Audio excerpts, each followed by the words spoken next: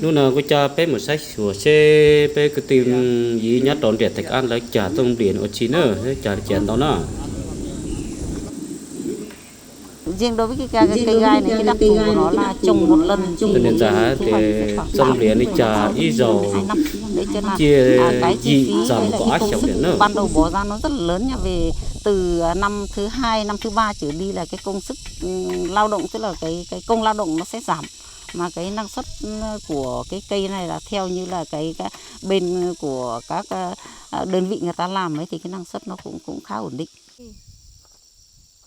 thì sẽ là sách sửa xe là trả lại chén đó nữa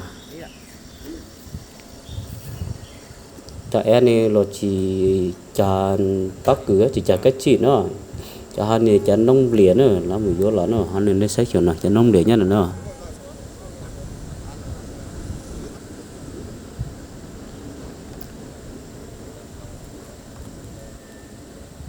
chẳng nông hành chỉ thông bé chẳng nông thỏm để bé nịa bé chỉ lại cho là cứ trừ xây ở tên nó là ô em mà nó là hành dòng é cho nó cái tin nó tụi hành này là cho nhát cho họ hợp tác xã là khóc khi một chỉ cho nó nên gì xét nó hắn có chạy dưới gì cơ nó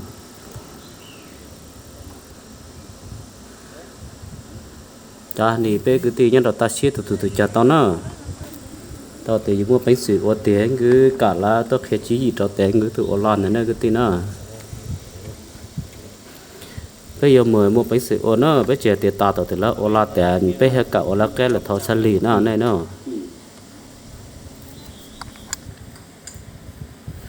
chăm để này là sạch cả nó thì người sẽ nhớ chặt chỉnh để ít lì đây là siết dìm bảo nó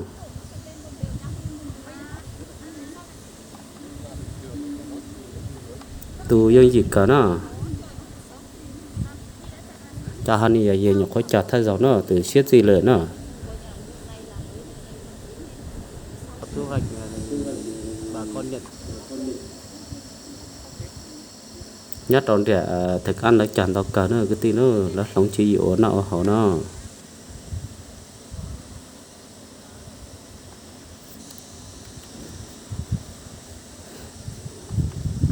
cha lo nhục có chả là ít lìn tao giờ ắt lì thế thì nhân này nó sọt tàu nữa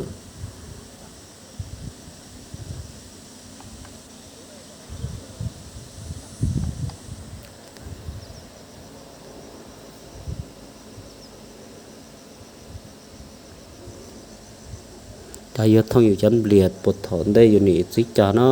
nên chuyện nó có yêu thương hiện nó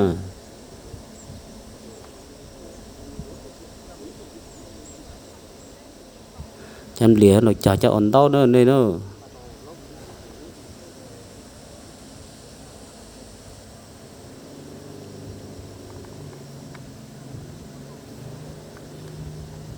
mà cả nó nên nó tự mình dần đến thiệt đó xem nào mạnh dạn này, cái này là mang tính chất là mình tự phát, câu là tỉnh Cao Bằng mình là cái điểm của huyện Thạch An là điểm đầu tiên của huyện cũng như là điểm của tỉnh. Vậy thế thì cái điểm này các cháu là bây giờ làm là phát triển sang mấy huyện Quảng Hòa, Bảo Lạc, Bảo Đông, giờ ít phải chờ ổn định đợt thân nữa cũng cắm cái mô hình ở đó khoảng 1 đến 5 hectare. Cây gai này là lần đầu tiên trồng rồi nhưng mà cô cảm thấy là nó phù hợp với cái điều kiện khí hậu của ở đây. Trong điện nhà thách trong các là chả từ sai lại học cả nó đầu tiên sau gì trồng nữa từ 45 đến 60 ngày là nhà máy người ta chia cho thu hoạch, bởi vì cái cây nó mới cao khoảng tầm 1 mét này là nó đã bắt đầu là ra trời nách và lâu chả chi nó giờ ta chọn luôn là chỉ thâu thấy sáu nó ta bắt chết tè giờ thì để sau hay là nữa giờ thay để sau là cháo nữa chỉ để công nữa tiên trồng là bao giờ cũng 4 tháng mới thu hoạch. Thế thì nhà máy bên tập đoàn mới chỉ đạo là sau 45 đến 60 ngày là phải cắt để lên cái mầm cái lứa thứ hai ấy, gọi là để thu cái vụ đầu ấy thì nó có nhiều mầm nhiều chồi để cái năng suất nó cao hơn. Thế thì vừa rồi như thế này là các cô là cắt cái lứa đầu là hủy toàn bộ, không thu sản phẩm. Thế thì riêng về cái khí hậu thổ nhưỡng này cô cảm thấy nó phù hợp, cái điều kiện sâu bệnh thì nó rất là ít mà nó sinh trưởng phát triển là bình thường, mà cái điều kiện cô chăm bón là bình thường, chưa phải là thâm canh lắm đâu. Đấy, cô cũng bón lót phân chuồng với NPK. Đấy. Cây nó phát triển bình thường. Nói chung là lên khá tốt đấy, bởi vì sau cô cắt sau khoảng 2 tuần thì cây nó đã lên cao khoảng tầm 70-80 phân. Chỗ nào tốt nó đã gần 1 mét. Nói chung là cái điểm này là điểm trồng đầu tiên nha. Một số là bà con này trồng đi theo là bà con cũng có hướng là tới này xong cái vụ ngô này bà con sẽ mở rộng cái diện tích sản xuất. Rồi là tập đoàn cũng đã lên đây ký kết bao tiêu sản phẩm này, sau đó là kỹ thuật của bên tập đoàn là gần như tháng nào cũng lên, có tháng là lên khoảng 3 lần. Đấy. Kỹ thuật lên này, bên lãnh đạo của công ty ở dưới kia là cũng lên đây, gần như tháng nào cũng lên. Vâng. Đấy. Coi như là như bên bản thân cô là người trồng đầu tiên là trồng được khoảng hơn 3 hát là cô cũng cảm thấy là yên tâm, mặc dù là cái sản phẩm là chưa thu hoạch, chưa có cái đầu ra, cô cảm thấy cũng yên tâm về cái hướng đi. Dạ thì chắc có chỉ kết sáu trên nhà, nhưng cái thứ sau to rất nữa. Hắn nhà ít theo cho lại việc nữa, thằng đây là trà thì plug kề thì kén giữ thế chứ tự nhiên đi là hạt lóng trà chăm lìa rồi nữa. Nên bộ bao thì thầy cán vậy thế trà chỉ mà kết tổng chỉ kén giữ thì lại dòng cả nữa. Từ ý diện đi lột từ ha lóng chỉ ở nát đô là ha chỉ trà là vì thế chỉ cái mà kết tổng thì cái nào nhìn đi là có tuổiเลยrồi lóng trả đôi lệnh về dễ nữa đã lóng trả thông đến rồi nên mà tổ chính ta này thẻ xe đi chả nào thế lý do cái thứ nhất là về thị trường tiêu thụ, hai nữa cái đặc điểm cái khu vực ở trong cái thung lũng này ấy, mấy năm trước ấy thì trồng cái cây quả tương đối nhất là cái quýt phát triển tốt. Sau khi chú về ấy, thì chú nhiên chuẩn đề chặt chứ mà cái tổng lo dòng cả nữa tại cái này chỗ lõ bé sòng sư cái nó non tuổi này đi trắc cái đồ nọ. Nhưng mà sau 2 năm nay, lúc bắt đầu từ năm ngoái là nó bị bệnh vàng lá. Thế sau khi nghiên cứu cái bệnh vàng lá thì cả cái khu vực cái lũng này ấy, thì ở vườn nào cũng bị, Thế thì tôi mới thấy là không hiệu quả về cây ăn quả nữa. Hai nữa thị trường cây ăn quả này nhiều, cái đầu ra nó cũng khó bán ngay tại thị trường chỗ Đông Khê này thôi, Bình An này. Thì cái cây ăn quả thì trồng. Thế vừa rồi ấy thì tôi mới xem trên truyền hình của VT16. Thế thấy họ phát triển cây gai này thì xem ở các tỉnh phía Bắc thì họ thấy làm rất tốt. Thế thì mình mới nghiên cứu từ cái truyền hình tiếng giả hát này của tiền lùm sai số cho chào tất cả cho TV thì chỉ cần xe chỉ hiểu nào họ nữa rồi liên hệ với nhà máy được thì chú mới mạnh dạn đầu tư luôn. Bởi vì mình xem cái VT16 này, cái cây gai này thì cây gai bản địa mình vừa rồi thì có rồi, trồng thử ở đây rồi, nhưng mà cây này là cái cây nhân giống rồi,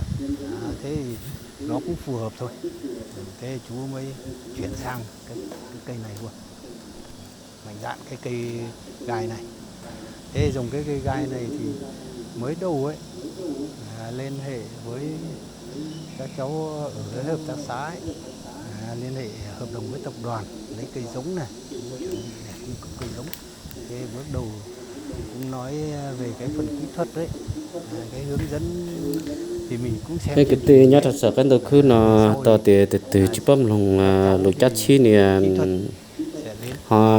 sẽ cả chi ở nào họ này họ sòn đá chỉ cả của họ xài lục bóng hay sòn đá lục bóng tập bế chỉ cả sẽ được bao nó hắn cũng xài chích chả sữa nè thay giờ gì được qua về nghiên cứu về cái phần thị trường cây gai này nó ổn định ở cái chỗ là cái sản phẩm nó không cạnh tranh với ai. Thế có sâu bệnh thì mình phun chỉ bao nhát đó này tới này chào họ chào sau lúc cái đầu cứ thì này bộ hồ trong nửa trong bìa là đây lịch chén nó nhát đó là bé tới chả nhát liền này bé hồ trong bìa nữa. Sẽ đầu tư vào cây gai đầu.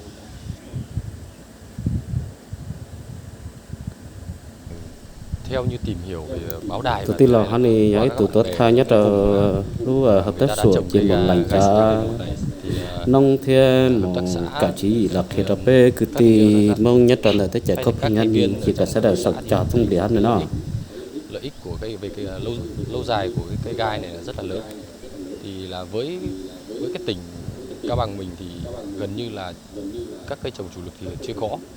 và được sự gọi là tìm hiểu sâu xa và đi đến những cái nơi mà người ta đã trồng và đã có thành quả rồi. thì là này là còn một sản đó là thiết cha mà là ở chè tỉnh cái cha là tỉnh cha sau là một tại như tại xưa vì linh thêm một cả chỉ gì chỉ là chỉ cái PKT sẽ cả xã đầu của chỉ cả sao gì lúc này nữa đưa giống cây trồng này về với cho tỉnh Cao Bằng. Sau khi triển khai từ tháng 3 cho đến hiện tại tháng 6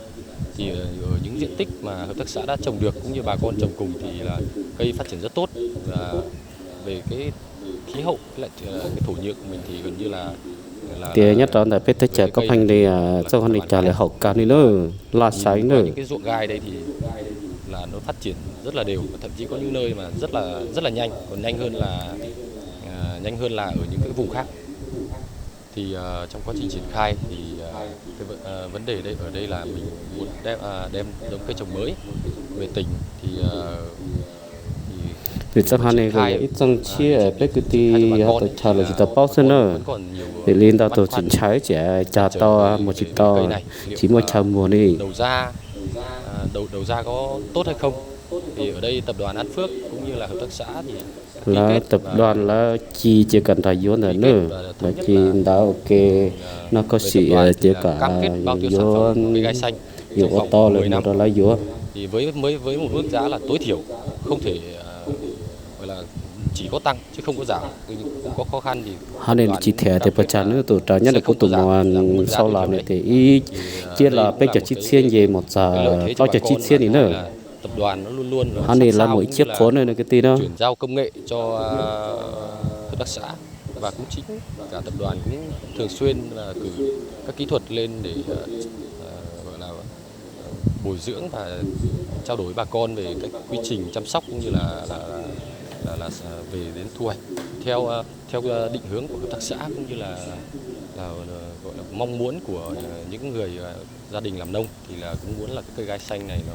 nó sẽ là cái cây phát triển lâu dài mà mang sự ổn định về kinh tế cũng như là